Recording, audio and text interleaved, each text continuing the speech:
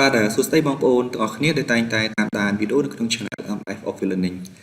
បាទថ្ងៃនេះយើងជួបគ្នាជាថ្មីនៅក្នុងកម្រងវីដេអូស្ដីអំពីរបៀបនៃការរៀបចំប្រព័ន្ធដើម្បីគ្រប់គ្រងឃ្លាំងស្តុកទំនិញអញ្ចឹងនៅក្នុងវីដេអូថ្ងៃនេះគឺយើងឈានចូលដល់វីដេអូភាគទី5សម្រាប់វីដេអូភាគទី5នេះខ្ញុំនឹងលើកយកអំពីរបៀបនៃការចងប្រព័ន្ធឬក៏ការប្រើប្រាស់ប្រព័ន្ធនៅក្នុងការងារទំនិញចូលស្តុកបាទអញ្ចឹងនៅក្នុងការនេះគឺយើងមានចងប្រព័ន្ធមួយចំនួនអញ្ចឹងអ្នកទាំងនេះអាចក្លែកមើលទៅនេះជាដើមបាទអញ្ចឹងយើងមានកូដទំនិញយើងមានមុខទំនិញតម្លៃឯកតាចូលស្តុកតម្លៃសរុបហើយការបរិច្ឆេទបរិយាយជាដើមហ្នឹងបាទអញ្ចឹងឧទាហរណ៍ថាយើងមានទំនិញមួយប្រភេទគឺលេខកូដទី5ដែលត្រូវចូលស្តុកវិញយើងគ្រាន់តែជ្រើសរើសលេខកូដមកបាទលេខកូដ5នេះគឺមុខទំនិញរបស់យើងគឺជាប្រភេទ RAM អញ្ចឹងទៅហើយឯកតាវា unit ហើយផ្សេងទៅហើយចូលឃ្លាំងប្រមាណចូលឃ្លាំងមក10នេះចូលឲ្យ10មកបាទហើយការបរិច្ឆេទប្រមាណឧទាហរណ៍នេះបាទអញ្ចឹងទៅហើយចង់តំបន់សម្គាល់អីក៏បានដែរកន្លែងហ្នឹងអញ្ចឹងនៅពេលដែលយើងជ្រើសរើសលេខកូដទំនិញដែលត្រូវចូលស្តុកមកយើងនឹងឃើញកន្លែងបូកសរុបហ្នឹងគឺវាបូកសរុបតម្លាក់ឲ្យយើងជានិច្ចបាទឧទាហរណ៍បាទនេះឃើញបូកសរុបហើយយើងអាចបញ្ចូលទៅវាតម្លាក់ទិន្នន័យឲ្យយើងបាទបូកសរុបឲ្យយើងអញ្ចឹងវាបូកបន្តឲ្យយើងអញ្ចឹងកុំឲ្យខាតពេលយើងចូលទៅកាន់វីដេអូមេរៀនទាំងអស់គ្នា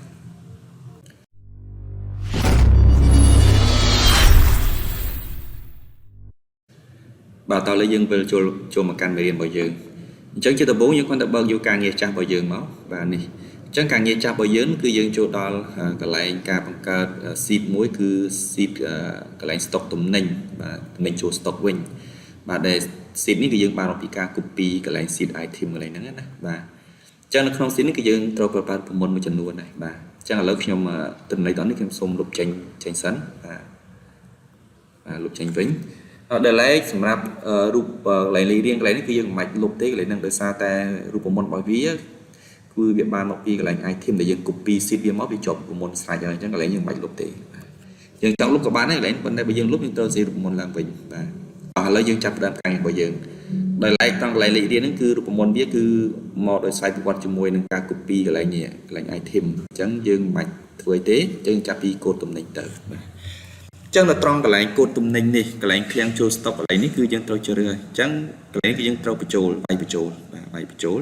ដោយសារតែយើងអត់ដឹងថាតើប្រភេទទំនិញអីទំនិញអីដែលត្រូវចូលស្តុកអញ្ចឹងមានតែយើងវាយបញ្ចូលកន្លែងហ្នឹងណាបាទឧទាហរណ៍អញ្ចឹងការវាយបញ្ចូលគឺយើងធ្វើម៉េចវាយឲ្យត្រូវគ្នាជាមួយនឹងនេះកន្លែងលេខកូដនេះទំនិញគឺត្រូវគ្នាមានន័យថាបើលេខកូដទំនិញរបស់យើងមួយជាប៊ិចអញ្ចឹងអាលេខនៅពេលដែលយើងបញ្ចូលកន្លែងនេះលេខ1ក៏ត្រូវតែប៊ិចដែរអញ្ចឹងការពារដើម្បីកុំឲ្យ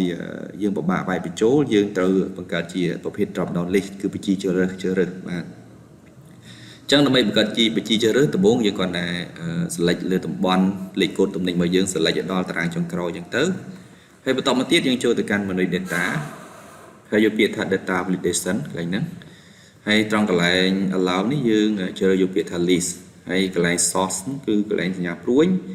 យើងចុចសញ្ញាព្រួយរួចយើងចូលមកកាន់កន្លែង item របស់យើងតមកទៀតយើង select លើមុខទំនិញរបស់យើងទាំងអស់មកលេខកន្លែងលេខកូដបាទឲ្យត្រូវគ្នាទីកូដហើយយើងចុចសញ្ញាព្រួយអូខេមកវិញមកបាទពេលនោះយើងឃើញមានសញ្ញាព្រួយមួយនៅកន្លែងហ្នឹងហើយអញ្ចឹងនៅពេលយើងចុចមកយើងឃើញសញ្ញាព្រួយមួយយើងគ្រាន់តែចុចមកយើងបានជាបញ្ជីជ្រើសរើសនេះបាទនេះឃើញបញ្ជីជ្រើសរើសនេះអញ្ចឹងទៅបាទអាហ្នឹងគឺត្រង់លេខកូដទំនិញបន្តមកទៀតត្រង់មុខទំនិញអញ្ចឹងច្បាស់ណាស់កន្លែងមុខទំនិញគឺវាត្រូវដូចគ្នាជាមួយនឹងលេខកូដទំនិញមានន័យថាបើសិនបើលេខកូដ2វាទៅតែជាសភៅលេខកូដ3វាទៅជាបន្ទាត់ជាដើមអញ្ចឹងនៅពេលដែលយើងដាក់លេខកូដ2កន្លែងវាត្រូវចេញសភៅហើយបើសិនយើងកន្លែងនេះយើងដាក់លេខកូដលេខ3កន្លែងត្រូវចេញជាបន្ទាត់បាទអញ្ចឹងកន្លែងនេះគឺវាទិន្នន័យរបស់វាគឺត្រូវគ្នាជាមួយនឹងលេខកូដអញ្ចឹងកន្លែងនេះប្រើប្រព័ន្ធមួយមកខ្ញុំប្រើប្រព័ន្ធVLOOKUP បាទ VLOOKUP បាទយើងគាត់ឲ្យស្មើមកស្មើ VLOOKUP បាទអញ្ចឹងកន្លែង lookup value មានន័យថាតើយើងត្រូវការមុខទំនិញតាមនិយាយគេគឺតែមានលេខកូដទេណាបាទលេខកូដយើងចុចក្បៀសមួយមក table array ត្រង់កន្លែង table array កន្លែងហ្នឹងគឺយើងត្រូវស្វែងរកទិន្នន័យរបស់យើងនៅកន្លែងតារាងមួយណាអញ្ចឹងយើងចូលទៅកាន់កន្លែង item ហើយបន្តមកទៀតយើង select ដោយសារតែកន្លែងlookup value របស់យើងមិញហ្នឹងគឺយើង chơi được tam diện lịch cột tụm nình chắc nhưng sẽ lại chặt cái lịch cột tụm nình mất nhưng còn phải bị lịch riêng và chắc lịch cột tụm nình rồi đọc lệnh ấy cái sẽ lại cho Chrome á và tông thiết dương chơi iPhone là keyboard này cái này chơi iPhone là keyboard tới cái này cứ viên nắng rồi tôi chia sẻ đô la nè lấy nè này iPhone á bạn này tranh tôi chia sẻ đô la nhé rồi coi dương click thằng cái chơi iPhone những ai vay chia sẻ đô la phải chốt các bạn này vài mấy miền này tha dương đã sanya đô la vì một ba chuột show hay đã sanya đô la vì một ba chuột để cái này đôi khi chạy chúng em trong chia sẻ đó lại sanya đô la đi chạy F4 của bạn dương hay bị trôi của bạn này và tọt một tiền cái này ní cứ dương trâu dương mờ bánh dương trâu ca một tụm nình trong một tụm nình bao giờ cứ việc thật nó không chua show TP để dương bạn select tại sao thì dương select mấy cứ nhẹ lại dương select mấy cứ chắp pí lấy cột tụm nình như hôn mà đó cái này hay cái ta chẳng miền tha chua show thì muối lại cột tụm nình chia chua show thì muối hay một tụm nình chia chua show thì pi ai cái ta thì bấy tầm này cái ta thì buồn để chẳng nào chỉ đạo mình tự chẳng đời sao thì dương trâu ca một tụm nình chẳng một mình trâu ca việc thật nó không chua show thì pi chắc là như vậy lịch pi hay đã lịch sôn thì đó biết muối enter bài cái mình tranh lịch bấy rồi là đây lịch 4 và lịch 4 chia sẻ giờ bạn phải bị chốt mấy nhá lịch phí chưa dập hậu giờ đã mấy dân ô cho cao nó biết ô cho cao nhânเคยมีปัญหาอย่างนู้นนี่bạn này cái nhé trênเคยcái nàyมีปัญหาอย่างไรtại sao Việt đang thật sự lịch những này còn là dân chơi lấy ban Việt lột ở giờ và thấy đã lịch muối chứ bị tranh bị ở giờ chúng ta chắc là mấy cái mỗi miềnปัญหาcái này chưa tôi tới cái dân tài của một if chấm núi nè error các bạn if các bạn này cái này và chắc dân ai para tại nó smart if percent bar cái error nó cứ đôi xa cái này nó miền tên này cái nào miền tên đấy khi khởi error từng nói percent cái này miền tên đấy ở đây thì chắc những đạn máu percent bar tụm nền dương bao giờ nó miền tên đấy cứ smart nhặt cái đầu pi sáng thì cái đầu pi cứ miền thản miền tên này chắc percent bar cái này nó miền tên này thì chắc cái này dân trong cái vị trí này để ở chỉ tôi tới cứ ở trong cái tranh ấy thì bây giờ trong cái tranh ấy thì đã sát cái đầu pi điện phải biết và bột phone đấy nè bạn chẳng tập năng của bạn ấy dân đạn bật cùng chọn một tiền enter hãy dân cũng lần bình trong việc bắt rồi nhé việc bắt là cái sinh nhai error mình nhé cái này rứ có vị thêm gián tiết giờ trong pra rupamon infinity chẳng dương control sẵn với mắt và dương hyper một tiết cứ if error nhưng còn nào vậy thì mỗi dương đã thả if error và này if error cái if error ấy và chắc như đã sinh cái biên mùi và to tiện nó đấy mình tha percent cái này là error tại dương ở trong ở vị tranh ấy percent bây giờ thấy cái này là error ở trong ở vị tranh ấy thế chứ còn đã sinh cái đó mà biên muối bật một chọn muối enter nó bây giờ ôm ngon tiền và khi bắt được cái này cho mình thang lại nếp để tóc này hyper của mình if các bạn if error các bạn này họ sẽ bành hạ đấy tỏ tiền cái này ai cái ta này mình on miền đi ba đi đôi xa tại mấy nhân select chắp lịch code rồi đó cái này tầm này cái ta chẳng lịch code tầm nén chỉ cho thì muối cho thì pí cho thì bày chẳng như copy cái này đi mất và copy check enter sẵn phải dùng là trong lại cái ta khi về máu này những con cái lịch pí là cho thì bày máu để sai cái ta nó không cho thì bày để dùng mà select chén lịch bày một enter mà tiến cho Chrome và cái nhà dân đã bị trong cái nào đó thì có một tiết cái tầm này cái ta cho thì buồn thả về máu đồ đã lịch buồn và lại mấy bạn lượn và enter bây giờ tiền cho Chrome là này cho stock trong tiết cái này cho stock nó cái này riêng cho vay phải cho lại và anh em xây dựng lúc việc mặt này nhé đây cái lãnh cho stock khi dương trâu bay trâu vì bây giờ đang thả tụi mình đã để trâu trâu một mà cho việc phải buồn hồ chứ nhọt đằng này chứ tao là những vài trâu và đủ thoa tha tụi mình cho stock lịch code lịch pi chia về lập hầu cứ vào màn phải trâu vào bên màn đóng tham phải đồng như phải đồng hay cái cứ đồng lấy sờ rộp chứ tôi tới đồng lấy sờ rộp cái này cứ dương còn càng kiệnนี้ con đã vô lại cái ta con cho mình lại rồi các bạn lại cái ta cho mình con lại rồi យើងមើលមើលតែតម្លៃកតាយកថ្លៃម្ល៉េះ2000ជាងយើងមើលតែពិតនេះតំណៃគឺបានមកពីកន្លែង item របស់យើងកន្លែងសភៅកន្លែងណាបុកអូនេះតម្លៃកតាយយើងដាក់ច្រើនតាមក្បាលមក$0.5យើងមើលកន្លែងនេះមកបាទនេះ0.5ហ្នឹងវាចេញឲ្យយើងហើយបាទអញ្ចឹងឥឡូវថាសភៅហ្នឹងគឺក្នុងតំណែងរបស់យើងហ្នឹងយើងសភៅយើងបាទនេះអានេះមុខតំណែងបាទចូល stock យើងប៉ុន្មានថាចូល stock របស់យើងគឺ20ដុំហើយយើងដាក់ឯកតាយបានឲ្យសាញ់យើងឯកតាយគឺនៅកន្លែងនេះកន្លែងណាគឺថាដុំ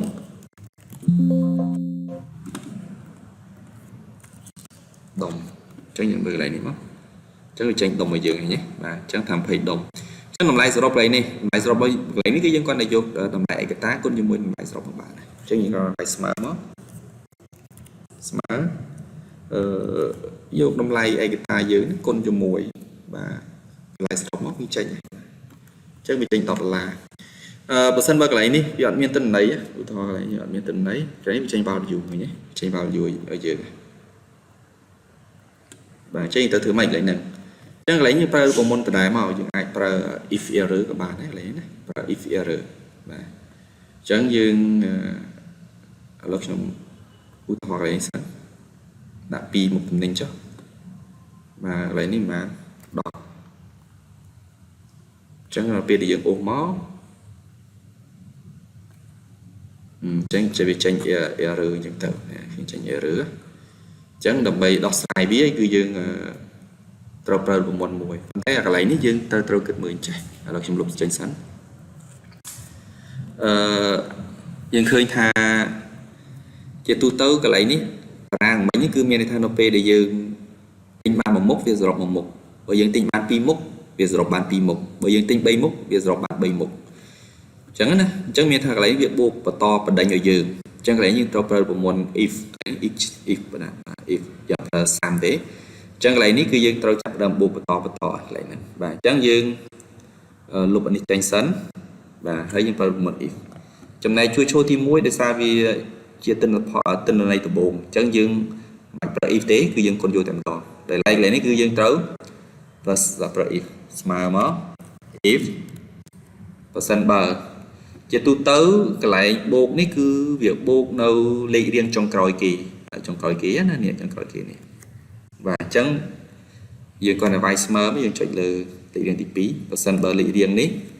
វាអត់មានទិន្នន័យទេឲ្យវាទៅទេបាទប៉ុន្តែប្រសិនបើវាមាននេះណាតមកទៀតមក if បើសិនបើ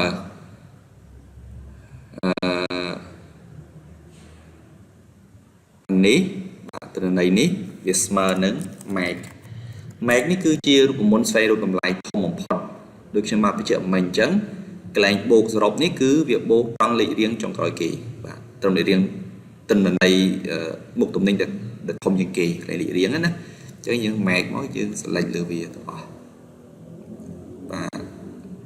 ហើយយើងចុច F4 លើ keyboard មកដើម្បីចេញសញ្ញា$បាទបិទពងកញ្ចក់មកវិញហើយដាក់សញ្ញាគ្រឿង1អញ្ចឹងមានន័យថាបើសិនបើលេខរៀងនេះវាស្មើនឹងលេខរៀងដែលធំជាងគេអញ្ចឹងឲ្យវាបូកយើងប្រើ30មក30អញ្ចឹងយើងបូកបន្តពីលើចុចក្រោមនេះណាបាទអញ្ចឹងយើងចុចខាងលើមួយដាក់សញ្ញាចុច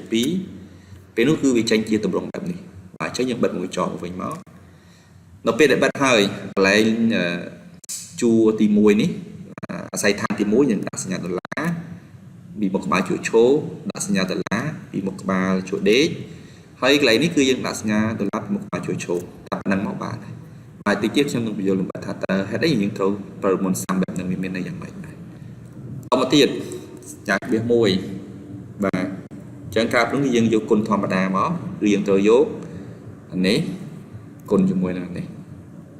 តម្លៃឯកតាគុណជាមួយនឹងតម្លៃសរុបបាទអញ្ចឹងយើងបិទវងចោលវិញបិទ2ដង enter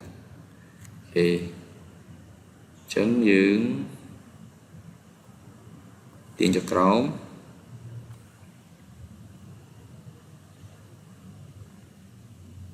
បាទនេះចឹងយើងឃើញវាបូកបន្តគ្នានេះវាបូកទូបន្តគ្នាចេញ1.5ហើយយើងជ្រើសរើសម្ដងទៀត យើងជ្រើសរើសតំណែងទី4ហើយយើងចូល stop មកចូល stop 3 enter មកបាទគេវាបូកបន្តយើងណាអញ្ចឹងកន្លែងតំណែងនេះគឺវាបូកបន្តយើងជានិច្ចបាទបើស្អីយើងជ្រើសរើសបន្តទៀតលេខ6ហើយប្រហែល10ទៀតបាទ10ទៀតអូកន្លែងនេះអត់មាន unit បាទអត់មានឯកតាអញ្ចឹងយើងមើលតិចមកលេខរៀងទី6មានទេយើងដាក់ D ចុះយើងដាក់តំណាងណាហើយតម្លៃវាប្រហែល5តែចុះមិនស្អីយើងបានដាក់វាចេញឲ្យយើងអានេះគឺវាចេញបូកស្រុកឲ្យយើងហើយបើសិនបើយើងដាក់លេខប៉ុន្មានលេខ2ទៀតបាទហើយយើងដាក់លេខប៉ុន្មាន50តែយើងបូកបន្តឲ្យយើងបាទអាហ្នឹងគឺតេតងប៉ុណ្ណឹងហើយបន្តមកទៀតត្រង់កន្លែងការបាក់ឆែតកន្លែងការបាក់ឆែតគឺកន្លែងដែលយើងត្រូវឲ្យបញ្ចូលអត់ជាបញ្ហាទេឧទាហរណ៍15 8 6ចឹងមានន័យថាតំណែងដែលយើងត្រូវយកមកចូល stock របស់យើងបិញថ្ងៃទី15យើងទៅហើយសភៅថ្ងៃទី20យើងទៅ20ខែ8យើងទៅ2026ទៅយើងបញ្ចូលឲ្យបរិយាយរៀបរាប់មិនអាស្រ័យលើយើងកន្លែងហ្នឹងណាបាទគឺយើងបានកន្លែងនេះក៏ប៉ុន្តែត្រង់កន្លែងសរុបនេះយើងអត់ចង់ឲ្យវាចេញជាតារាង highlight បែបហ្នឹងទេគឺវាច្រឡំអញ្ចឹងដាក់វាពណ៌ខុសពីគេបាទខុសពីគេអញ្ចឹងអានេះយើងទៅធ្វើម៉េចដំបូងគឺយើងទៅ select វាមកបាទនេះ select ទៅហ្នឹងបាទ select ទាំងអស់ចឹងមកបាទ select ដល់តារាងចុងក្រោយគេបន្តមកទៀតយើងចូលទៅកាន់ menu home បាទឃើញ menu home ហើយយើងយក conditional formatting ហើយយើងយកពាក្យថា new role បាទបញ្ជាក់អាកន្លែងនេះគឺខ្ញុំចង់ highlight កន្លែងទិន្នន័យសរុបឲ្យវាពណ៌ខុសគេដើម្បីកុំឲ្យច្រឡំណាបាទ